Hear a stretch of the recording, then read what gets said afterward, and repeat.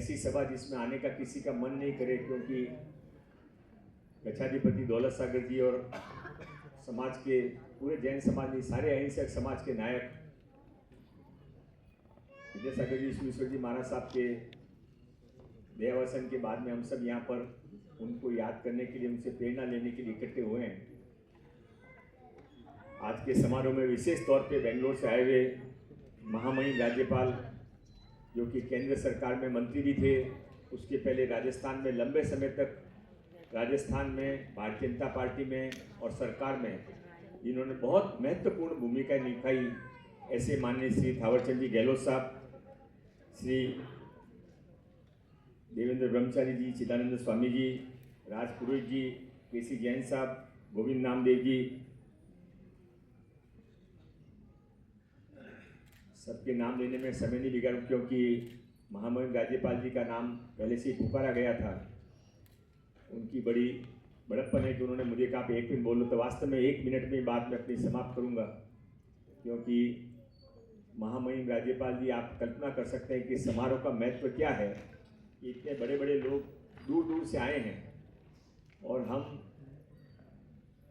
उनकी बात सुनना आप भी चाहेंगे, मैं भी चाहूँगा।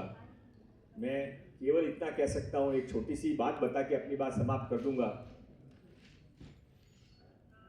केंद्र के अंदर भारतीय जनता पार्टी की ऑल इंडिया कमेटी की मीटिंग चल रही थी।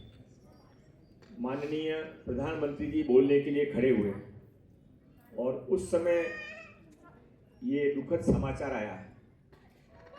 माननीय थावरचंद जी गहलोत जी को तो मालूम है, राजपुरोहित जी भी उस मीटिंग में थे, मैं भी उस मीटिंग में था। अक्षरशः जिसको हम लोह पुरुष समझते हैं, मजबूत इरादे का व्यक्ति समझते हैं, वो नरेंद्र भाई मोदी जी की आंखों में मैंने जिंदगी में पहली बार आंसू देखे।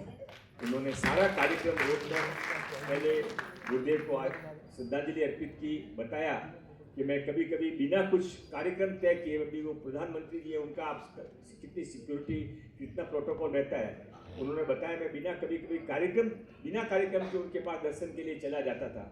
और उनका दर्शन आशीर्वाद हर समय मुझे नहीं, सारे भारत देश को मिलता रहा। और एक बात उन्होंने और कही थी माननीय महामहिम राज्यपाल गहलोत साहब, उन्होंने कहा कि केवल वो धर्म और शास्त्र के विद्याता नहीं थे, भारत की कोई भी समस्या के अंदर, कोई भी निर्णय के अंदर, जब केंद्र सरकार या भारत दुनिया की कोई भी सरकार कुछ निर्णय जिसका प्रभाव भारत में पड़ता है, ऐसी कोई घटना होती थी तो 24 घंटे के अंदर अंदर गुरुदेव का मेरे को संदेश आता था कि इसमें अपनी प्रतिक्रिया और अपने ऊपर क्या प्रभाव होने वाला है। ऐसे जो विश्वविख्यात ऐसे गुरु के चरणों में वंदन करते हुए मैं आपको भी स्वामी जी बहुत बहुत धन्यवाद देता हूं कि आपने बहुत परिश्रम उठाकर इस सारे कार्यक्रम का आयोजन किया।